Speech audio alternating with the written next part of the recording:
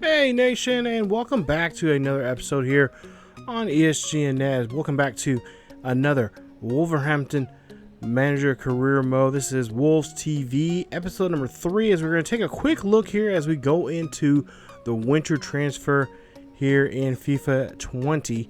And we're going to see here as we just had wrapped up that game against Liverpool, which was oh my goodness.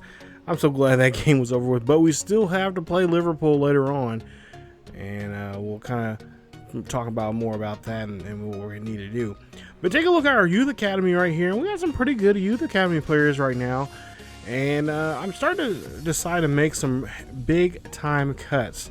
We're looking at players that really are going to have to be really awesome here for us as we take a look here. And this was really tough because I know I can't. Not all these guys are going to be, are going to be top flight players. And some of these players, a lot of these guys we do sign will probably not be on the team for very long. They might not be here next season if we build enough, value for them. We can eventually, at some point here, take them and sell them to other teams. But as you take a look here, we are going to get rid of some of the guys here who just do not make the cut when it comes to potential. I'm kind of looking at potential at guys at 85 and higher. So 85 up to 99 overall in their potential that they have. So we made some big cuts here. We got rid of some guys here. And of course, there's some younger, those 15-year-olds that really that we don't really know much of yet. At this point here, if they're on the youth academy here, we kind of know what their overall are, and trying to make some of these cuts is really tough. And as a first-time person, I guess I'm still a rookie, I guess I could say, when it comes to this game. I'm really trying to do my best here to make sure we bring the right guys there to help us in the second half of the season, and of course going into the second season of Wolverhampton football. So as you say there, we got rid of more there, and of course Maxi Menendez there. We're going to bring him at some point here next season. Probably he will be a guy that will start right off the bat, but he's a 15-year-old guy along with Angus Scott there, and those are two guys that I've really been looking at here, possibly making a choice to bring him up. And of course there you see Angus Scott, his numbers there. And I really think I think those two are going to be really a cornerstone for us in that. Or for Maxi there, he's a winger there, a right winger, and that's what we've been kind of looking at here this season. Are looking for some wingers. Also, of course, we got some center backs there that we could possibly try to get ready for next season. And I've been working with them, trying to work on their stats. When it comes to training, stuff like that, and not really training the same thing. I've been trying to train with them, alternating training times with them and a couple of the other youth squad guys there. But we do have another wave of youth players that we are going to try to bring in here. And once I go through those and really what the coaches bring to me, from what I believe are guys that are have that. Just have that star quality that can really help us out, because I do, just like in the Sporting Kansas City series, I want to have those homegrown guys. I want those guys that we recruit and that we have on the team for that can be iconic for our team. Those are going to be very important for us.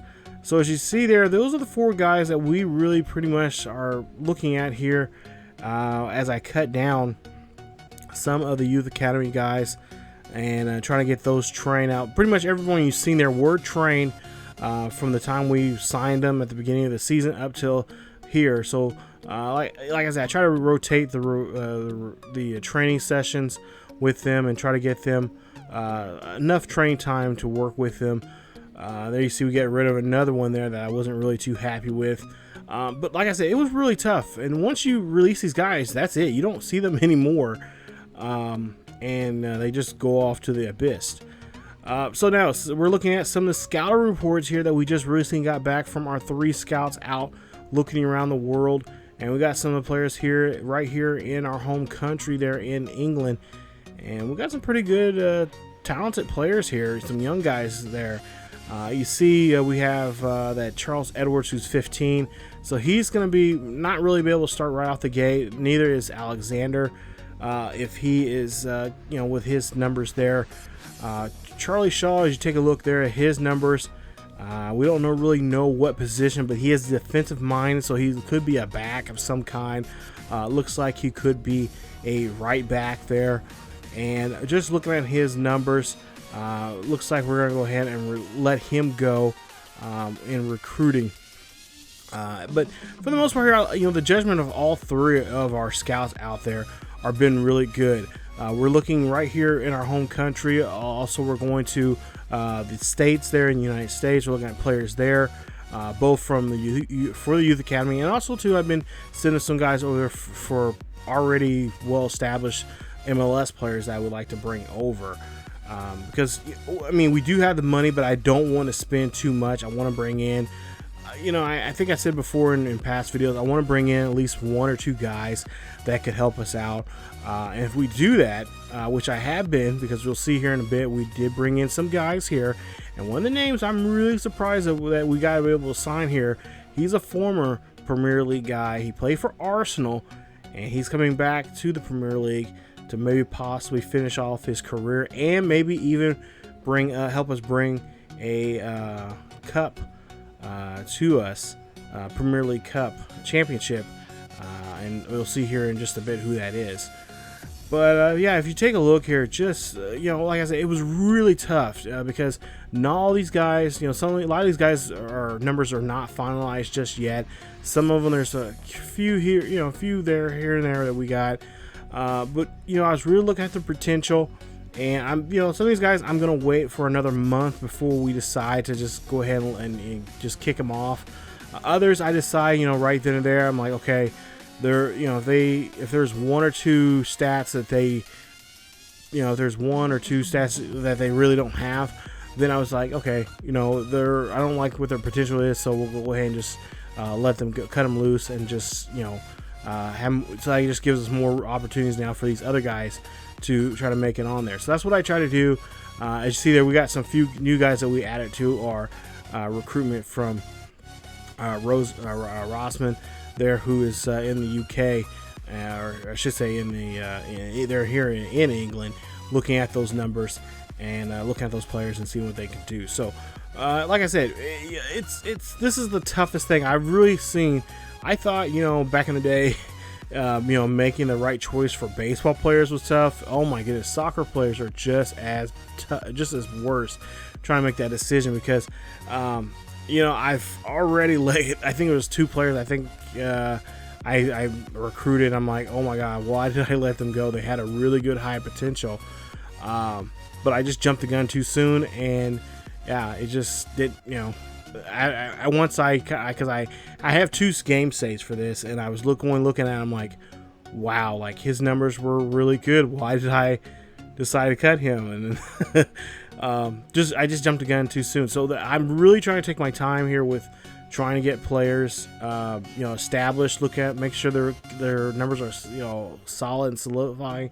So we'll have those potentials there, and of course their potentials could go up and down once we get further and further into into this situation here, and then once we get into actually having them on the youth academy and training them, they can change drastically real quickly.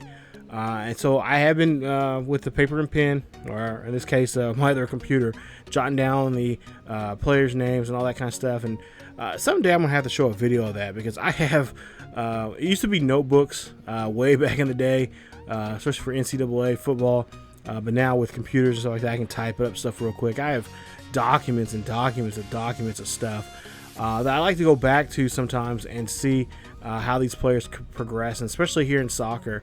I think it's gonna be really cool to see, and maybe someday I'll try to do some kind of video here once if we play multiple seasons of this series, or especially I know already in my NCAA series I'm going to be doing something like that, showing just of what these guys have done over the certain players I've had over the course of the 4 or 5 years they've been with us. So that's something I'm kind of looking into, maybe as a little future mini series or something. to go along with that Highland Scottish series there. But anyway, we'll get back into talking about soccer, or I should say international football here. But again, we're looking at another recruiter here who's in the States and looking at some of the players that he's been seeing here. And like I said, we are really focusing on trying to find a striker that can help us in the next, not necessarily next season, but the next maybe season, going to season ending season 2, going to season 3, that we can try to work on in this time. And then once he gets to the numbers I feel that I'm confident with, then we can get him started. Of course, a lot of these guys will get some starts here and there, because I am going to start doing some heavy rotation, because like I said, there's a battle. There's a 3-team battle. If you really want to add, in the next episode, I kind of talk about it, but there's almost a 4-man or 4-team battle in the Premier League, because Chelsea is starting to climb up there, and they're starting to make a statement there. And I think we've had one game so far against Chelsea we did well in, but we got to play them in the second half coming up. And of course, we got the Campbell Cup and the FA Cup. So we got a lot of games coming up here. I want to bring all the hardware we can bring, but since we're in the top 3 in the Premier League right now, that is our main focus, is to be the team, be the number 1 team in the Premier League, because this team has really done a great job and really done some great work on just showing off what they can do, especially the hard work, with the coach Luis doing what he's done for this ball club. He has done a lot for this group and for this team. So they've really turned things around.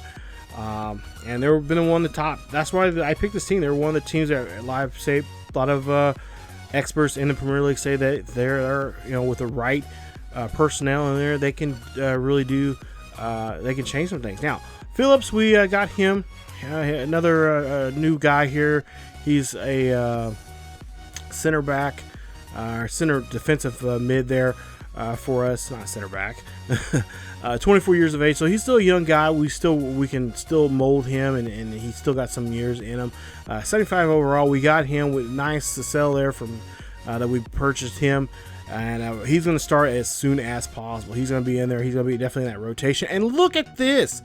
We got a critical guy here. We got Wayne Rooney coming off of a pretty successful career in the MLS, leaving in MLS, and he still got it in him, and enough that he wants to come over back here into English football and play. So he is going to be a Wolf now.